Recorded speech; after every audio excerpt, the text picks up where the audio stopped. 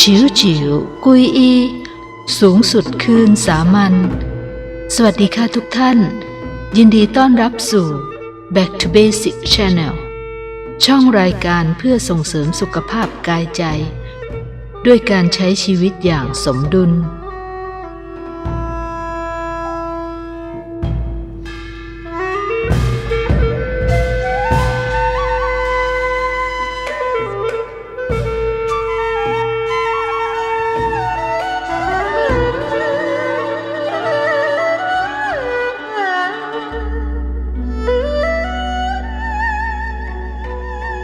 สวัสดีค่ะเพื่อนๆพี่ๆและน้องๆทุกท่าน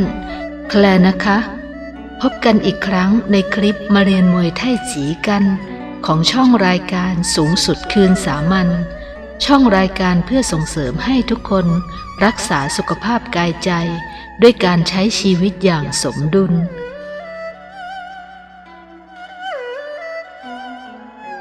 เมื่อครั้งที่แล้วเราได้คุยกันถึงคำถามที่ว่ามวยไทจีเกี่ยวข้องกับมวยประเภทใดบ้างไปแล้ววันนี้มาถึงคำถามถัดไปไทจีเฉวน的名声有何含义ที่เรียกว่ามวยไทจีมีความหมายอย่างไรคำตอบต่อคำถามนี้จะต้องย้อนกล่าวไปถึงปรัชญาจีนโบราณซึ่งอยู่เบื้องหลังแนวคิดของมวยไทจีนั่นก็คือปรัชญาอินหยางหรือทวิภาวะ Dualism ถ้าหากว่าท่านใดเคยเรียนปรัชญามาก็จะเข้าใจได้ไม่ยากเพราะว่านี่เป็นปรัชญาเก่าแก่ที่สุดของมนุษยชาติทั่วโลกทั้งปรัชญาตะวันตกและปรัชญาตะวันออกเป็นปรัชญาเริ่มแรกที่แสดงถึงมโนทัศน์เกี่ยวกับตัวมนุษย์เองกับสิ่งแวดล้อมรอบตัวหรือธรรมชาตินั่นเองสมัยโบราณนั้นยังไม่มีวิทยุทีวีหรืออินเทอร์เน็ตทำให้มนุษย์มีความใกล้ชิดกับธรรมชาติมากกว่าในสมัยปัจจุบันฉะนั้นในวิถีการดำรงชีวิตมนุษย์เฝ้าสังเกตปรากฏการณ์ธรรมชาติที่เกิดขึ้นต้องผจญโรคภัยไข้เจ็บและพยันตรายรอบตัวทำให้ผู้มีปัญญาในยุคนั้นๆแสวงหาคำตอบและแนวคิดมาอธิบายและแก้ปัญหาจึงก่อให้เกิดภูมิปัญญาทางปรัชญาขึ้นภูมิปัญญายิ่งใหญ่ข้อหนึ่งของจีนสมัยโบราณนั้นก็คือศาสตร์การแพทย์จีนโบราณซึ่งได้รับการพิสูจน์แล้วว่าเป็นวิธีการรักษาที่เป็นวิทยาศาสตร์คัมภีร์หวงตี้เน่ยจิงคัมภีร์เฉินหนงเปิ่นเฉาจิงถือเป็นตำราแพทย์และตำราเภสัชเล่มแรกของโลกซึ่งก็ยังใช้เป็นตำราอ้างอิงในการเรียนแพทย์ของจีนจนถึงปัจจุบันนี้ที่ยกเอาเรื่องของศาสตร์การแพทย์จีนโบราณมากล่าวนี้ก็เพื่อที่จะชี้ให้เห็นถึงความเกี่ยวข้องกันของปรัชญาอินหยางที่ใช้เป็นพื้นฐานการอธิบายฟังก์ชันการทำงานของอวัยวะต่างๆในร่างกายมนุษย์สมุฏฐานของโรควิธีการรักษาและการวางยารวมถึงการดูแลป้องกันร่างกายให้แข็งแรงปราศจากโรคภัยไข้เจ็บแนวคิดทฤษฎีของมวยไทจีก็ตั้งอยู่บนพื้นฐานปรัชญาอินหยางเช่นเดียวกันโดยอาศัยแผนภูมิ8เอกลักษณ์หรือแผนภูมิปากว้าของฝูซีนี่เป็นจักรพรรดิในตำนานของจีนในสมัยโบราณนะคะเมื่อประมาณ 2,852 ปีก่อนคริสตกาลก็คือประมาณ 5,000 ปีมาแล้วนั่นเองส่วนแผนภูมิปากว้าเราจะพบเห็นอยู่บ่อยๆในปัจจุบันนี้ที่มีรูปเป็นเหมือนลูกน้ำหรือว่าปลา2ตัวหมุนวนกันในวงกลมแล้วก็มีรูป8เหลี่ยมล้อมรอบอยู่ซึ่งอธิบายในเชิงปรัชญาว่าหูจีเชิงไท่จีความไร้ให้กำเนิดความเต็มไท่จีเชิงเหลียงหยีความเต็มให้กำเนิดทวิภาวะ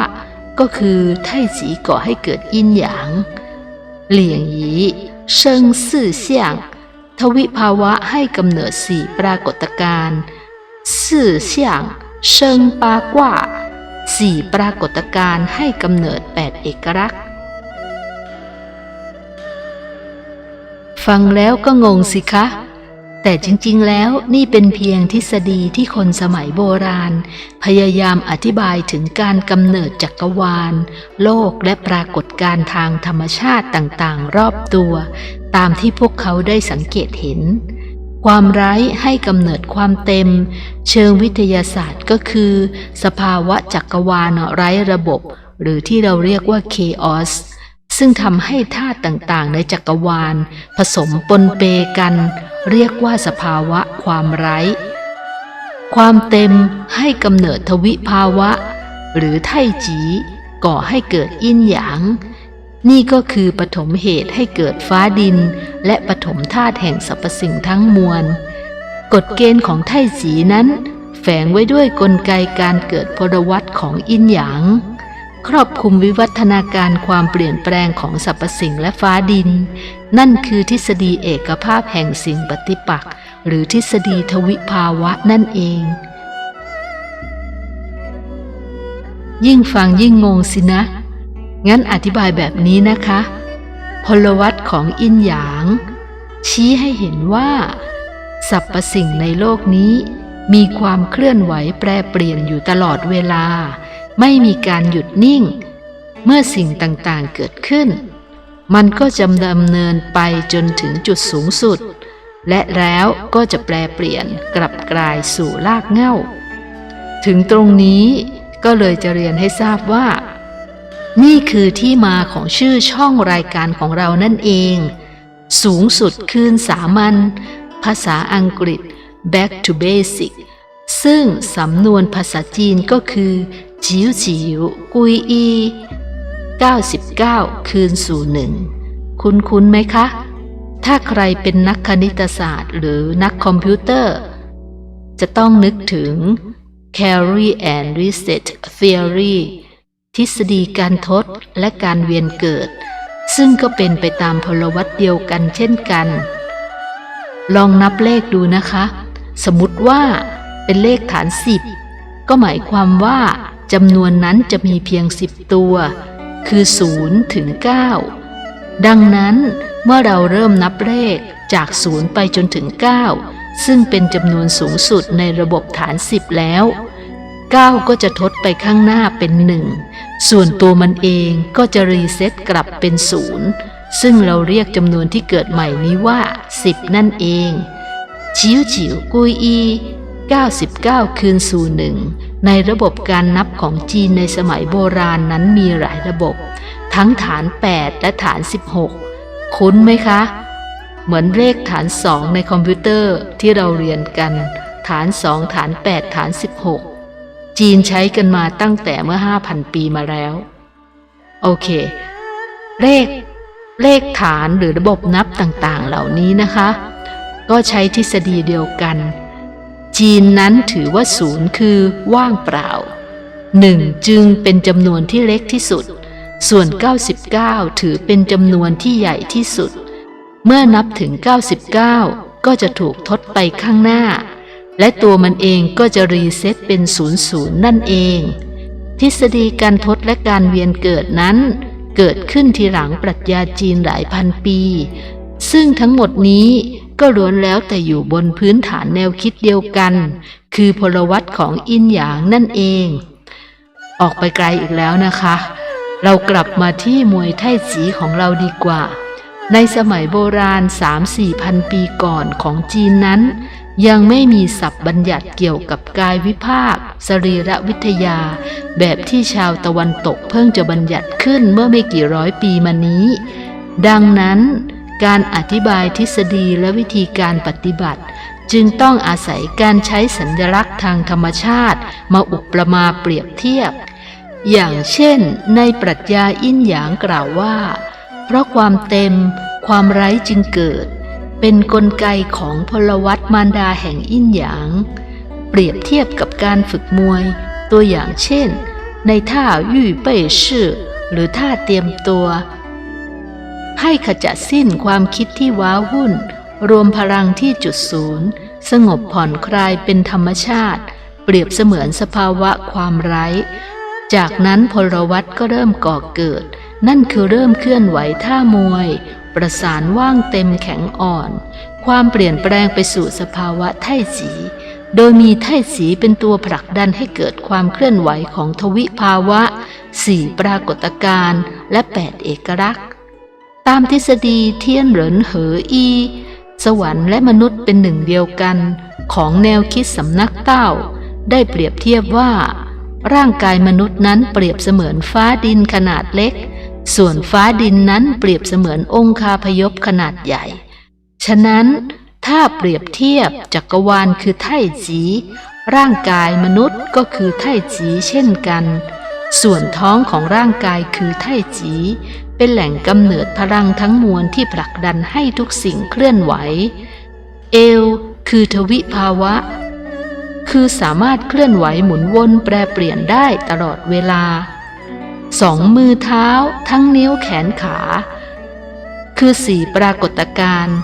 ทั้ง2มือ2เท้าต่างก็เปรียบเหมือนฤดูกาลทั้ง2ภาคใน8เอกลักษณ์คือฤดูร้อนกับฤดูใบไม้ร่วงและฤดูฝนกับฤดูใบไม้ผลิถ้าเปรียบว่าพลังที่ก่อให้เกิดพลังงานของจักรวาลนั้นขึ้นอยู่กับไถ่จีฉะนั้นพลังที่ก่อให้เกิดพลังงานของร่างกายมนุษย์ก็ขึ้นอยู่กับไถ่จีเช่นเดียวกันดังนั้น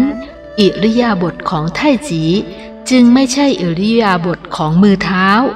แต่อิริยาบถนั้นแปรเปลี่ยนมาจากเอวซึ่งถูกผลักดันด้วยพลังที่มาจากท้องจึงเป็นจุดศูนย์กลางของร่างกายมนุษย์เปรียบเสมือนไถ่จีนี่เองเราจึงเรียกมวยนี้ว่าไถ่จีเพราะอิริยาบถต่างๆของมวยไถ่จีใช้เอวและท้องเป็นศูนย์กลางเอาเป็นว่าสรุปก็คือว่าสภาวะไถ่จีนั้นเป็นสภาวะที่พลังงานก่อเกิดมาจากจุดกำเนิดของพลังที่ท้องเพื่อชักนำให้เกิดความเคลื่อนไหวร่างกายส่วนต่างๆแนวคิดที่ว่าท้องเป็นศูนย์กลางของพลังงานตามความเห็นของแคลนะคะคิดว่าน่าจะมาจากแนวคิดของสำนักเต้าซึ่งเชื่อว่าจุดศูนย์รวมและกำเนิดพลังของร่างกายคือตันเถียนล่างหรือเสี่ยตันเถียนซึ่งมีความสัมพันธ์กับจิงตันเถียนกลางจงตันเถียนมีความสัมพันธ์กับชี่และตันเถียนบนช่างตันเถียนสัมพันธ์กับเฉินอันนี้อธิบายเพิ่มอีกนิดนะคะในทฤษฎีพื้นฐานแพทย์จีนจากคัมภีร์ขวางตี้เน่ยจิงกล่าวว่าไตเป็นรากฐานก่อนกำเนิดม้ามและกระเพาะเป็นรากฐานหลังกำเนิดซึ่งอธิบายถึงแหล่งที่มาของจิงที่เป็นองค์ประกอบของร่างกายมนุษย์จิงเป็นสารัตถะพื้นฐานที่สนับสนุนกิจกรรมการทำงานของระบบชีวิตในร่างกายซึ่งผลิตมาจากไตม้ามและกระเพาะส่วนตันเถียนล่างนั้นมีพิกัดอยู่บริเวณท้องน้อยกึ่งกลางใต้สะดือประมาณ 1.5 ชั่วระหว่างจุดชี่หายซึ่งถือเป็นทะเลแห่งชี่ตามแนวเส้นเริ่นไม้ด้านหน้าและมิ่งเหมินประตูผ่านเข้าออกทางลมปราณไตตามแนวเส้นตูไม้ด้านหลังของร่างกายจากเหตุผลนี้ในการฝึกมวยไถ่จีจึงมีคำกล่าวว่าฝึกฝนจริงก่อเกิดชี่แปรเปลี่ยนเป็นเฉินคือในการฝึกฝนนั้นเป็นการดึงพลังจากจริงที่สัมพันธ์กับตันเถียนล่างนั่นก็คือการดึงสารหล่อเลี้ยงร่างกายที่ได้จากกระบวนการแปรเปลี่ยนอาหารเป็นพลังงานไปผลักดันระบบผลิตชี่ที่สัมพันธ์กับตันเถียนกลางในการหล่อเลี้ยงชีวิตให้สมบูรณ์เมื่อชี่สมบูรณ์ย่อมส่งไปบำรุงเฉินซึ่งสัมพันธ์กับตันเถียนบนให้เกิดปัญญาและพลังสร้างสรรค์เพื่อย้อนกลับไปส่งผลต่อกระบวนการผลิตจริงที่ตันเถียนร่างอีกครั้งจนครบวงจรนี่คือคำอธิบายที่ว่าท้องหรือบริเวณตันเถียนล่างเป็นจุดกำเนิดของพลัง สุดท้ายที่กล่าวมาข้างต้นเป็นการอธิบายมวยไทจีโดยใช้วรรณกรรมปรัชญาโบราณของจีนในสมัยโบราณ 3-4 พันปีก่อนซึ่งยังไม่มีศัพท์บัญญัติเกี่ยวกับกายวิภาคสรีรวิทยาหรือพยาธิวิทยาแบบที่ชาวตะวันตกเพิ่งจะบัญญัติขึ้นเมื่อไม่กี่ร้อยปีมานี้ดังนั้นการอธิบายทฤษฎีและวิธีการปฏิบัติจึงเป็นการใช้สัญลักษณ์ทางธรรมชาติมาอุปมาเปรียบเทียบให้เห็นภาพพจน์แต่ทว่าโดยที่ศิลปะแห่งการเรียบเรียงถ้อยคำอันวิจิตรงดงามทางด้านอักษรศาสตร์ของจีนนั้นทำให้ผู้ที่ไม่มีความลึกซึ้งและวิจารณญาณเพียงพอได้นำมาตีความอย่างผิดถูกจนบางครั้งก็กลายเป็นมโนเพ้อเจ้อออกนอกโลกไปไกลโพ้นเลยทีเดียวทั้งที่ความจริงแล้วมันก็มีความเป็นวิทยาศาสตร์มีความเป็นเหตุเป็นผลอยู่ไม่น้อยฉะนั้นก็เลยอยากจะเน้นว่าการฝึกมวยอย่ามโนอย่ามัวเพ้อเจ้อจงนึกถึงหลักความเป็นจริงทฤษฎีมวยท่ามวยวิธีการฝึกฝนทั้งภายในและภายนอกล้วนแล้วแต่เป็นไปตามธรรมชาติเป็นไปตามหลักฟิสิกส์หลักสรีรวิทยาย้ำอีกครั้งหนึ่งว่าไทจี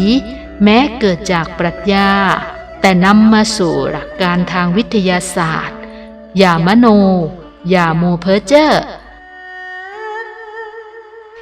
หวังว่าผู้ฝึกไทจี